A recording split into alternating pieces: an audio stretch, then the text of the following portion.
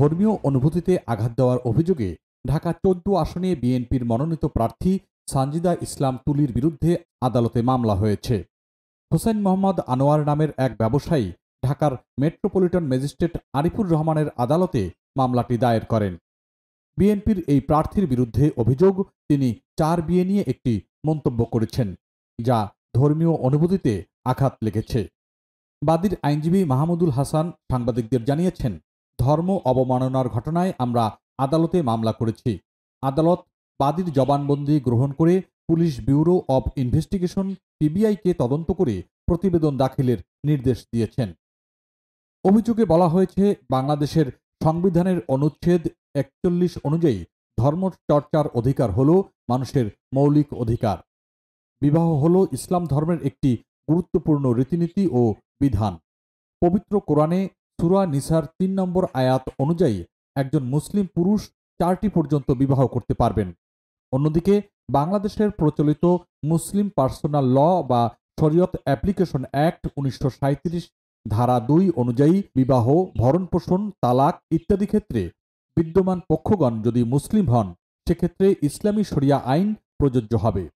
এক্ষেত্রে কোনো নাগরিক ধর্ম প্রতিপালন নাও করতে পারেন, কিন্তু ধর্মকে অপমান করা এবং ধর্মীয় বিশ্বাসে আঘাত করার অধিকার কারোরই নেই। অভিযোগে আরও বলা হয়েছে, বিবাদী সানজিদা ইসলাম তুলি ইসলামে বিবাহ ইস্যুতে অবমাননাকর বক্তব্য দিয়েছেন। তিনি ইসলাম ধর্মকে অপমান করেছেন এবং মুসলমানদের ধর্মীয় বিশ্বাসে আঘাত করেছেন, যা দণ্ডবিধির ২৯৫ ক ধারায় শাস্তিযোগ্য অপরাধ। তবে এ বিষয়ে সানজিদা ইসলামের বক্তব্য জানতে চাইলে তিনি গত ১৫ই নভেম্বর তাঁর ফেসবুকে দেওয়া একটি পোস্টের কথা উল্লেখ করেন। ওই পোস্টে তিনি বলেছিলেন, আজ নারীর অধিকার নিয়ে বলতে গিয়ে আমি ৪ বিয়ের ব্যাপারে ইসলামের বিধানের বিরুদ্ধে কিছু বলিনি। কোরআন ও সুন্নাতে একাধিক বিয়ের অনুমতি রয়েছে, তবে শর্ত হল ন্যায় বিচার। ইসলামে একজন পুরুষ সর্বোচ্চ ৪টি বিয়ে করতে পারে, তবে কঠোর শর্ত হল প্রতিটি স্ত্রীকে সময়, অর্থ, অধিকার ও মর্যাদায় পূর্ণ সমান ন্যায় বিচার করতে হবে।